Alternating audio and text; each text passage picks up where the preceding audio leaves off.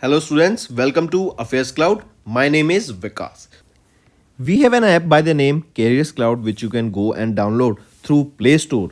Once you have downloaded the application, you will be able to easily log in using your Gmail ID. Once you have logged in, you will be redirected to this page where you will be getting this UI and there will be option for home, all courses, my courses and doubt section. On this application, you will be getting multiple PDFs, multiple content on daily basis that will be enhancing your learning. Our first segment is daily current affairs. We make sure to provide you current affairs on daily basis in both English as well as in Hindi content. The PDFs for the same are uploaded on our application, and apart from this, we also make sure to provide you with quizzes that will help you to revise the content after you have gone through the PDF. Next comes our weekly content. The content is also provided in both English as well as in Hindi, and here we also make sure to provide you quiz also of that past week's current affairs that will be enhancing your learning, as it is a compilation of the important topics, important MCQ questions for the last week. Similar for the monthly, the PDFs are very important. They provide you insights of various topics, as well as we also make sure to provide you the quiz of monthly questions that are very important for learning. Next, we also provide you with important PIB articles on daily basis so that you can go through these articles and have an insight about that particular topic. Not just this, we also make sure to provide you important events that are happening globally and make sure to give you the right analysis. One of the most important segment of our application is that we make sure to provide you with the correct exam analysis. When you are having exam, we make sure to provide you with previous year questions so that the student can go through the exam pattern and the syllabus and can prepare the exam accordingly based on the pattern. After the exam, we also make sure to provide you with the exam analysis. Then for the students who are preparing for state exams, they will be also beneficial here, as we will make sure to provide with state-wise current affairs for them. Apart from this, we also make sure to cover the topic-wise current affairs such as your national affairs, government schemes, international affairs, banking and finance, economy and businesses, as these are the topics from which the examiner definitely asks the question, and these are covered on the monthly basis. So friends, do check our application. It will be a one-stop solution for learning. Apart from this, friends, CareersCloud is hiring. We are looking for candidates for subject matter experts in quants, reasoning and English, and also we are looking for a content creator for current affairs topic on daily basis, weekly basis and monthly basis. There is also an opening for a person who can translate the English content into Hindi. If you want to apply, you can scan the code here for further details, or you can go to the description and click the link below. These positions are available both in full-time and freelance for serious candidates. Hello everyone. So in this video, we will be discussing important current affairs for 27th of March. Let's start. First question is, Europol and which organization signed a working agreement for cooperative relation? That means Europol and which other investigating agency will be working together, correct? Between, and basically it will be for law enhancement, right? For law enforcement, law enhancement to combat serious crime and terrorism. It is Europol and CBI. Correct? They together will be working against crime and terrorism. Right? Take a note of this. This partnership between these two has been recently signed. This will promote cooperation between these two organizations. They will share their strategies. They will be sharing knowledge with each other. They will be communicating with each other, collaborating for various law enforcement. If we talk about CBI, who is the director of CBI? Praveen Sood. Where is the headquarters? New Delhi. And in 1963, this was established. If we talk about Europol, who is the executive director here? Catherine de Boll.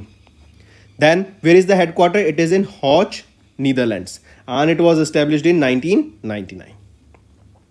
Next, here you can see this arrangement promotes direct cooperation between CBI and Europol to leverage their respective mandates and strategies.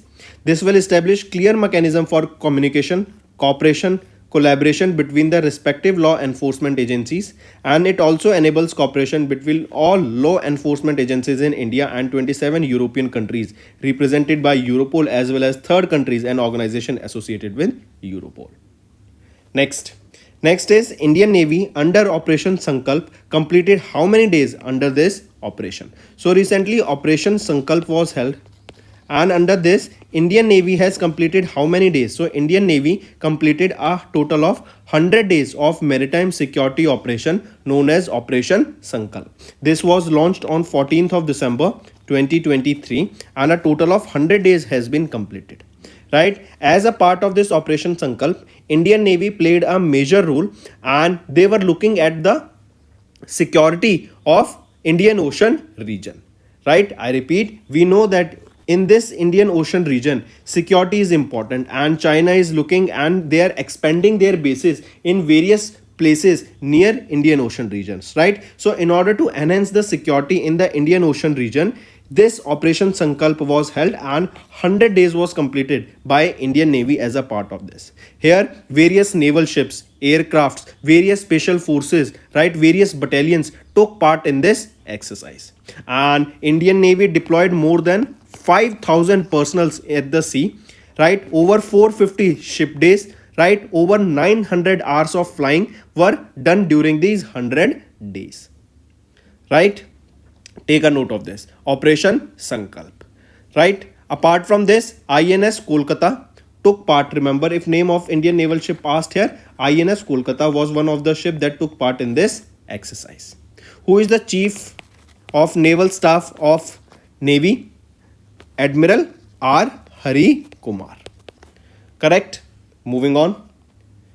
Next is, here you can see, as a part of Operation Sankalp, the naval ships, aircraft, special forces, they played a major role protecting the maritime community from various non-traditional threats presented in the Indian Ocean region.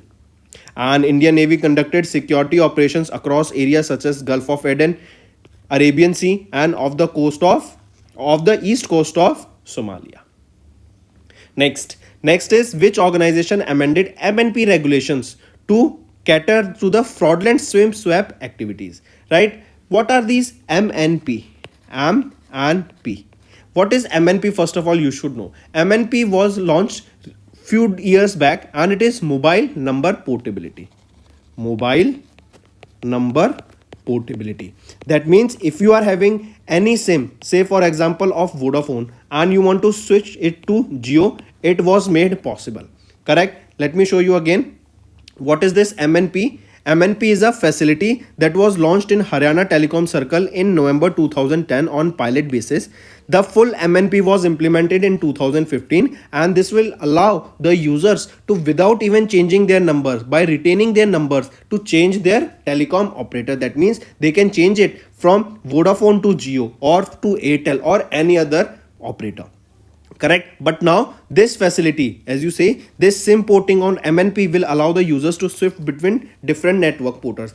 This facility has now been amended. Correct? And it was amended by TRAI. What is TRAI? Telecom Regulatory Authority of India, and they have released the amendments that eliminate porting of a mobile number using fraudulent subscriber identity or replacement. Correct? These regulations will come into effect from 1st of July. Now the question can be asked is that the new amendments regarding the SIM swap activities will come into place from when? From 1st of July 2024. If we look at these, here you can see TRAI, they released these telecommunication mobile number portability. That was the 9th amendment to eliminate the porting of mobile numbers using fraudulent SIM swap or replacement by unsurplus events or elements. If we talk about them, the amendment prohibits the telecom operators from issuing a UPC, that is unique porting code. That is the first step to changing service providers using this mobile number portability. As per the new amendment, if a SIM card is swapped or replaced, the associated mobile number cannot be ported out to another telecom operator for the next 7 days. And this UPC number, that is the unique porting code, will not be allocated if the UPC request was made before the expiry of those 7 days. That means now if you want to swap your operator, you have to wait 7 days before you swap it to another operator. Correct? This apply only for the users who have lost their SIM card and applied for a replacement. The users who are upgrading their SIM card, there is no restriction on porting. Correct? Apart from this, if we talk about TRAI, Telecom Regulatory Authority of India, who is the chairperson here? Anil Kumar Lahoti. Then, where is the headquarter of TRAI? It is in New Delhi and it was established in 1997. Correct? So, coming back, TRAI amended the new rules and this was the 9th amendment, and in order to change your card, in order to swap your telecom operator, you have to wait for 7 days once you have applied for this UPC, that is unique porting code, that is required. That is the first step for changing your service provider. Moving on. Next, 4th SEO Startup Forum was held where? 4th edition of Shanghai Cooperation Organization's Startup Forum was held recently, and as the name suggests, Startup Forum, here we will be talking about startups, right? How we can grow those startups, what are the new technologies that can be brought in to help those startups, what are the ways that we can help those people become more market affluent, they can be connected with market, we can finance them. All these things will be talked about, right, during this startup forum, right? And this was the 4th edition of Shanghai Corporation Organization Startup Forum. And where was this held? This was held in New Delhi. It was on 19th of March, right? And the initiative aimed to increase the relationships among the SEO member states, right? Delegates from member countries took part in this startup forum. Apart from this, India will host the second meeting of the special working group in November 2024, and SEO Startup Forum 5.0. This will be held in Jan 2025. Correct? Take a note of this. And if we talk about SEO, how many members are there in SEO? A total of 9 members are there in SEO. SEO was founded in 2001 in Shanghai, China. And India is a part of SEO. Here you can see 4th SEO Startup Forum was held in New Delhi on 19th of March. Next, in Hurun Global Rich List, Mukesh Ambani secured which rank? So recently, 2024, Hurun Global Rich List was released and Mukesh Ambani became the 10th richest man in the world. Mukesh Ambani, 10th richest person, right?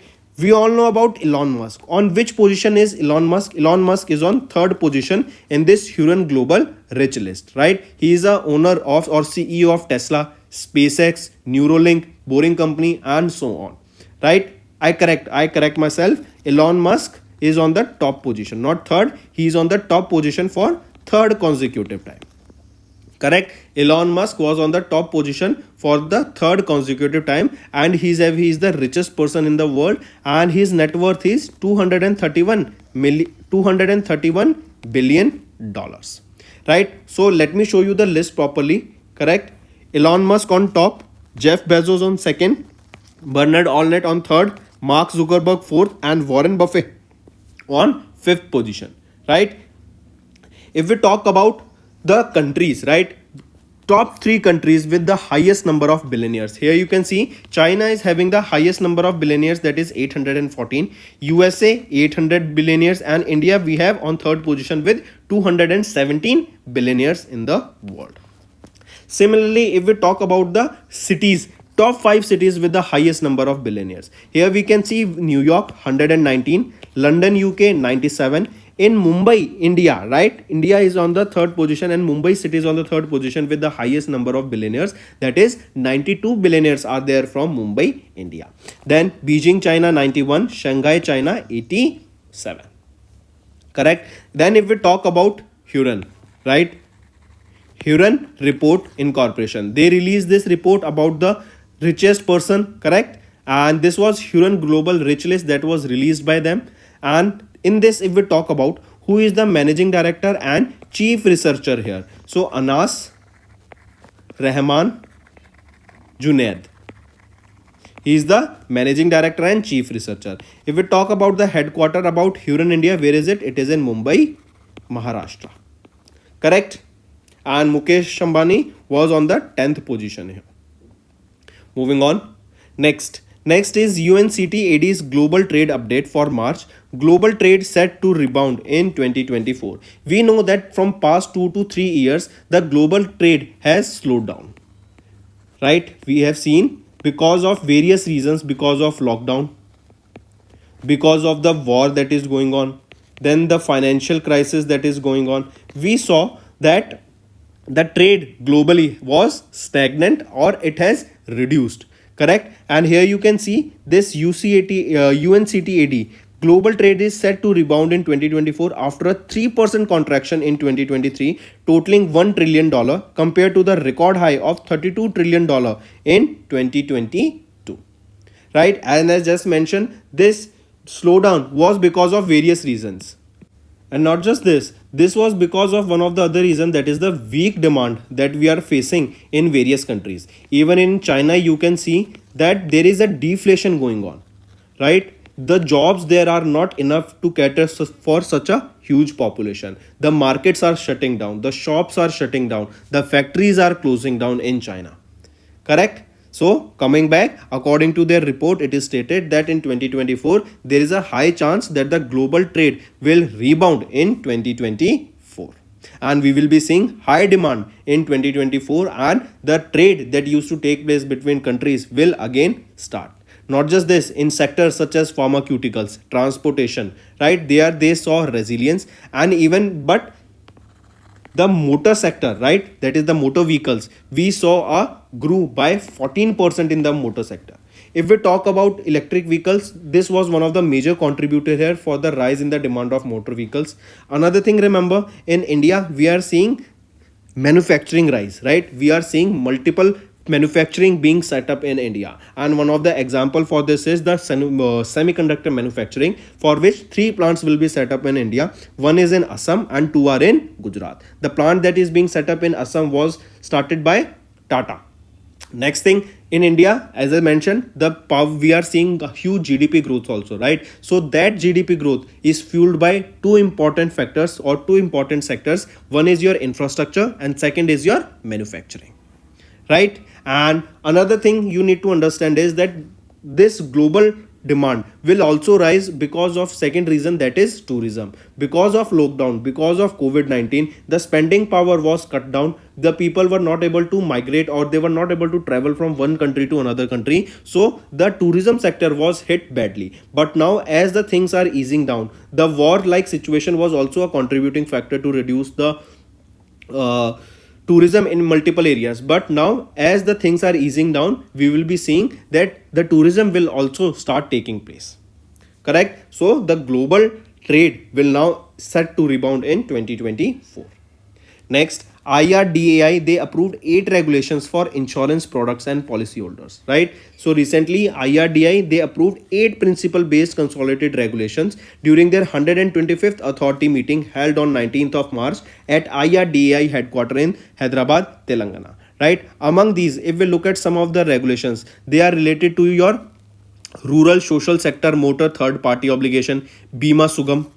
We will be talking about this Bima Sugam right now, right? Then we will be seeing about actuarial finance, investment, protection of policyholders in interest and allied matters, insurance products, corporate governance, and so on. So there are total of 8 regulations. Let us start with one of 2. We will be discussing 2 or 3 regulations here. Rest of them you can just pause the video and read through our PDF.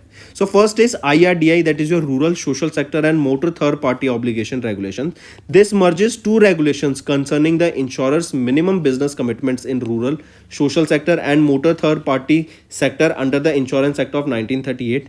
Changes include measuring rural obligations by Gram Panchayat, extending social sector coverage to scheme card holders and beneficiaries, measuring motor third party obligation by insurance renewal for goods carrying vehicles, passenger carrying vehicles, and tractors.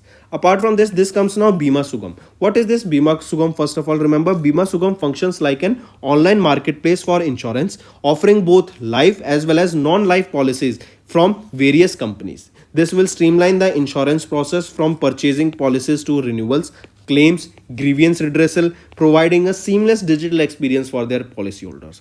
And this will serve as a central hub, that is Bima Sugam enable customers, intermediaries and agents to access and transact with multiple insurers daily. So this is your Bima Sugam portal, correct? And if we talk about this, IRDAI under this Bima Sugam Insurance Electronic Marketplace regulations aims to establish a digital public infrastructure that was named Bima Sugam towards universalization and democratization of insurance, as well as empowering and safeguarding policyholders' interest. Correct? Moving on. Next is, which organization directed AMFI to stop inflows into overseas schemes of mutual funds from 1st of April? So it is SEBI. SEBI has instructed AMFI. What is AMFI? Association of Mutual Funds in India, and they have instructed AMFI to halt the inflows into overseas exchange traded funds. I repeat, this is to halt inflows into overseas ETFs, exchange traded funds, and this will be applicable from 1st of April.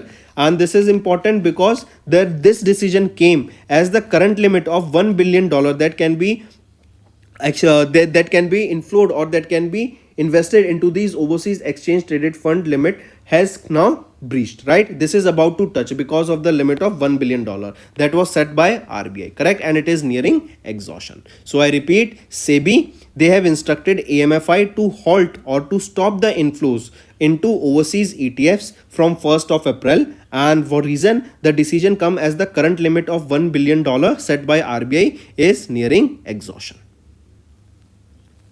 right?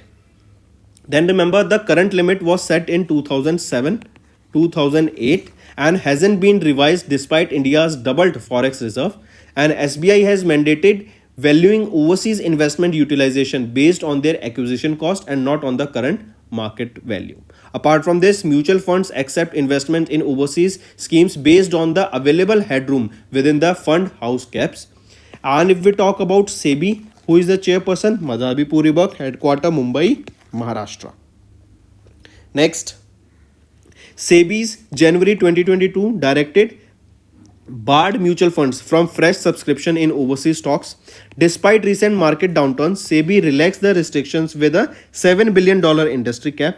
13 international mutual fund schemes manages 7,743 crore rupees in passive funds, with many others investing in international ETFs. And India's mutual fund industry offers two overseas investment avenues, direct and through foreign managed ETFs. This AMFI, that is Association of Mutual Fund in India, and fund houses seek raised limit for investors' diversification and capitalization on developed market rallies. Next is Aditya Birla Housing Finance. They have launched digital lending platform ABHFL FinServ. I repeat, Aditya Birla Housing Finance Limited. They have launched, or that is a subsidiary of wholly owned Aditya Birla Capital Limited. They have launched a unified digital lending platform FinServ. Right? This is a digital lending platform, right? And this is for the home loan customers, right? That if you want to buy a home loan and you want to finance it, then you can approach FinServ, ABHFL FinServ, and ask for a loan from them, correct? And question can be asked that this FinServ was launched by whom? It was launched by Aditya Birla Housing Finance. Next, who has been appointed as the brand ambassador for Ever Ready Industries? So who he will be? Neeraj Chopra, right?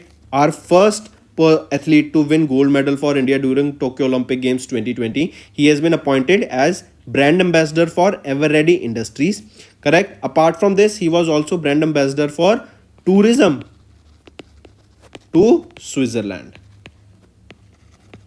correct? Apart from this, Neeraj Chopra will feature in Ever Ready's campaign, that is Give Me Red. Give Me Red, correct? This campaign was previously endorsed by Amitabh Bachchan and Akshay Kumar.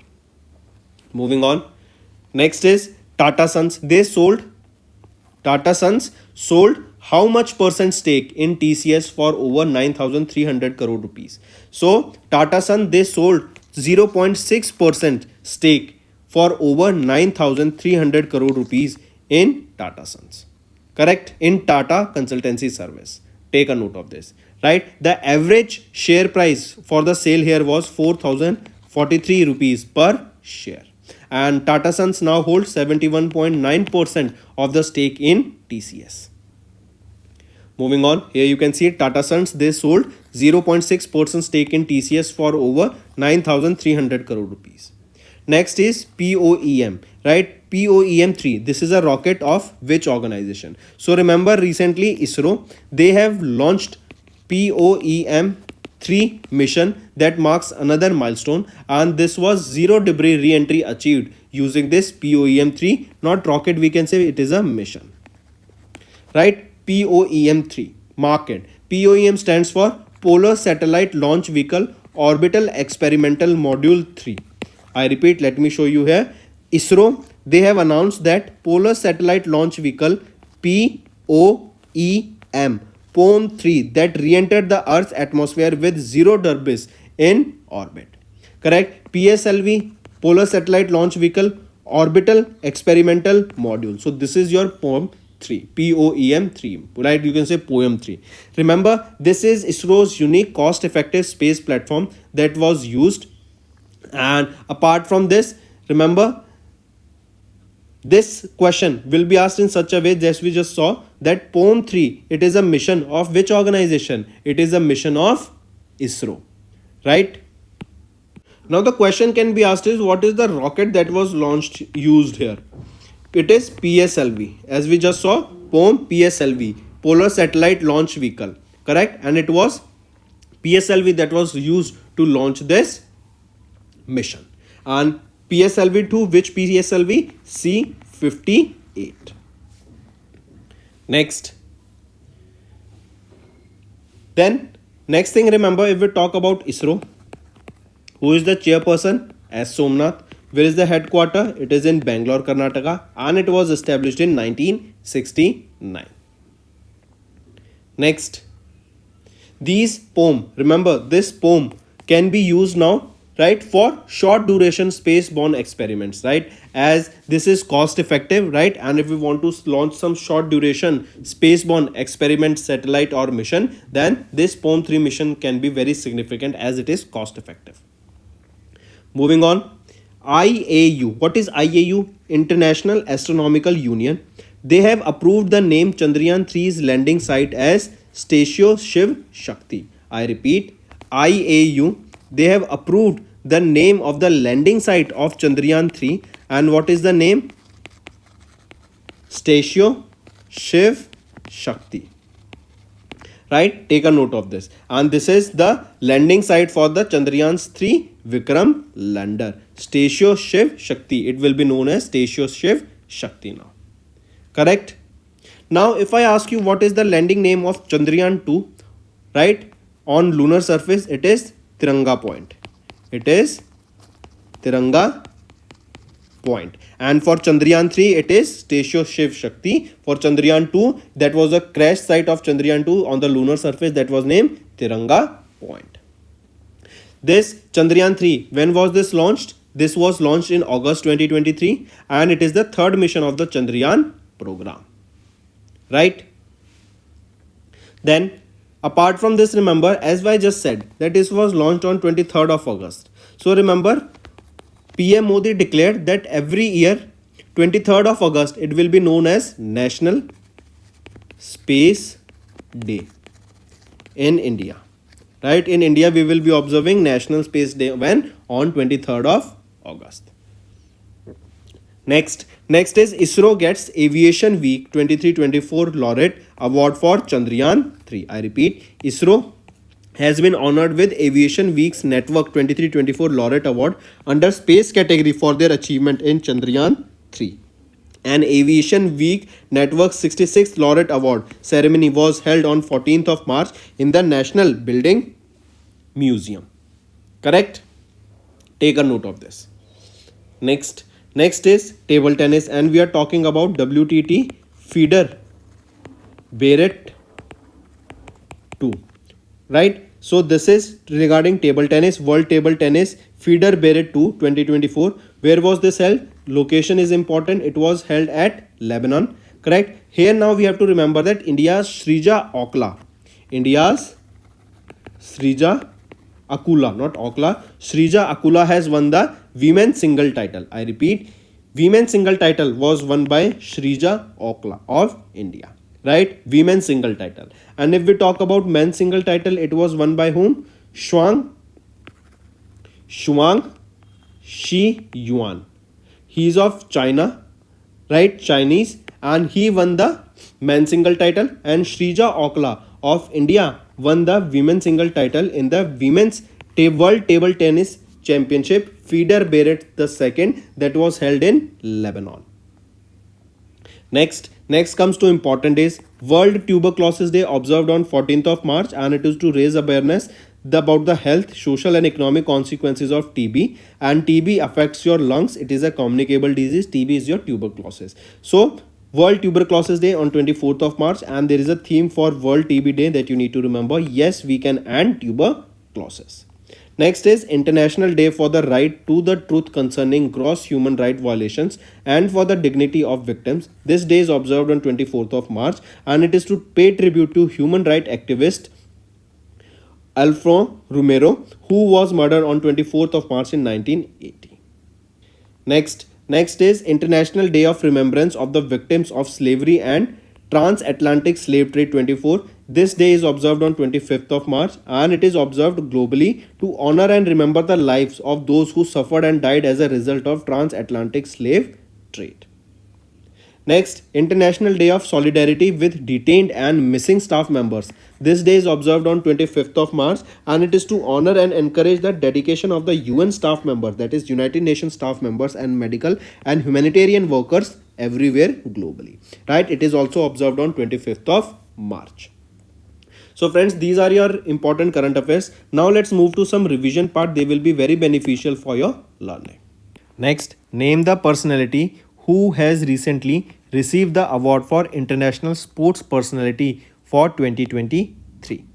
So name the personality who received the award for International Sports Personality 2023. Gianni Infantino. Correct? Gianni Infantino received the award for International Sports Personality for 2023. Next, which of the following cities have recently recognized as the cleanest city in India under the category of cities with a population of more than 1 lakh? Right? It is, we know that Indore of Madhya Pradesh is the cleanest city of India. And this is for the 7th time, for 7th consecutive time since 2016. Indore has been named as the cleanest city in India. But now remember, Surat of Gujarat has also been named as the, or has secured the top position as the cleanest city of India, and this is for the population of more than 1 lakh. Next, which of the following footballers have recently received the Best FIFA Men's Player 2023 award and Best FIFA Women's Player 2023 award respectively?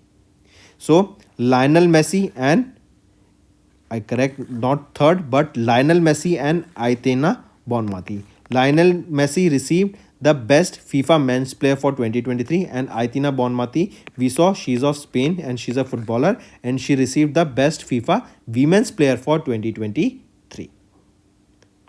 Next, which of the following Indian cricketers who have recently won the Best Men's International Cricketer and Best Women's International Cricketer for 22-23 respectively? So if we are talking about men, Shubham Gill and Deepti Sharma for women. Correct? Take a note of this, important.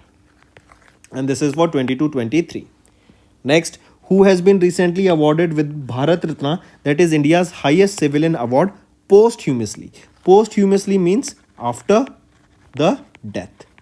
Correct? So Bharat Ratna was awarded to whom after posthumously? He will be Karpuri Thakur. He is the former Chief Minister of Bihar, and he received Bharat Ratna posthumously. Correct? And he became the 49th recipient of Bharat Ratna and 15th individual to receive it posthumously. Next, in January, the City of London Corporation honoured Dash, an Indian-born lawyer in UK, with the Freedom of the City of London Award. So, Ajit Mishra. Correct? The City of London Corporation honoured Ajit Mishra, Indian-born lawyer in UK, with the Freedom of the City of London Award. Take a note of this. Next is, now there are two questions for index, right? Henley Passport Index 2024 released by Henley and Partners in Jan. Indian passport ranked dash and Indians are getting visa-free entry to 62 countries. Question asked is what is the rank of India? See, in the month of Jan, the rank of India was 80 in the Henley Passport Index, but for the Feb data that was released by Henley Passport Index for Feb month, it was 85th. So right here we are asking for the January month, so right option will be 80. But if it is being asked for the Feb month, it will be 85th. Right? Just take a note of this. Next, what is India's rank in MSCI Emerging Market Index released in Jan 2024? So, what is the rank of India in MSCI Emerging Markets Index in Jan 2024? This is your homework. Correct? Do give me below the answer of this question that what is the rank of India in the MSCI Emerging Markets Index. Next, let's move to some defense questions. Which country along with India has commenced the first edition of joint military exercise Desert Cyclone in Mahajan, Rajasthan on 2nd of January 2024. So India along with which country recently participated in this Desert Cyclone exercise? So this Desert Cyclone exercise was held between India and UAE, United Arab Emirates. This was the first edition of this exercise. Location Rajasthan. Right? Next, the Indian Navy's P-8I aircraft participated in the ongoing dash edition of anti-submarine warfare exercise Sea Dragon 24 that was held at Guam, USA. What is the name of that, or what is the edition of this exercise in which this P-8I aircraft participated? So this will be the fourth edition of the exercise Sea Dragon. Location, where was this held? This was held in Guam, United States of America. And this was the fourth edition of this anti-submarine warfare exercise Sea Dragon that took part in Guam, USA, where from Indian Navy P-8I aircraft took part. Next, which country's Coast Guard along with Indian Coast Guard has recently conducted a 5-day annual joint exercise Sahyog Kaijin of the coast of Chennai, Tamil Nadu. So this Sahyog Kaijin was conducted between Indian Coast Guard and Japan Coast Guard. And where was this held? Location in Chennai, Tamil Nadu. Right, this was a 5-day long exercise and it was held between Indian Coast Guard and Japan Coast Guard. Next, which of the following Indian Navy ships were recently decommissioned in the Port Blair, Andaman and Nicobar? So remember all these three, INS Khumbir, INS Cheetah and INS Guldar, all these three Indian naval ships were decommissioned at Port Blair, Andaman and Nicobar after 40 years of their service to Indian Navy. Then one more thing for INS Khumbir, remember INS Khumbir was commissioned in 1986. INS Guldar was commissioned in 1985 and INS Cheetah in 1984. Next, name the bilateral exercise that was recently conducted between Indian Navy and Royal Thai Navy. It is Exercise Ayutthaya. This is the name of the exercise that was recently conducted between Indian Navy and Royal Thai Navy. Right? Exercise Ayutthaya. It was held from 20 to 23rd of December and this was the 36th edition of India-Thai Corpet exercise. Correct? Or apart from this, question can be asked that recently which edition of Indo-Thai Corpet exercise was held? It was the 36th edition. Next, in which state 11th edition of India-Kyrgyzstan Joint Special Force exercise Khanjar was commenced in January 2024? So it is Himachal Pradesh. Right, in Himachal Pradesh 11th edition of exercise Khanjar that was held between India and Kyrgyzstan. Correct, in Himachal Pradesh it was held. Next we are talking about what is the name of the exercise held between India and Egypt. That is a joint special force exercise that was held in Egypt only in Jan 2024. So it is exercise Cyclone 2. That means it was the second edition of the India-Egypt Joint Special Force exercise held between India and Egypt in Egypt only. And this was the second exercise, second edition, that is exercise Cyclone. Next, which of the following countries along with India have recently conducted exercise Desert Night, that is a trilateral Air Force exercise? So this Desert Night, this is an exercise conducted between between UAE and France along with India.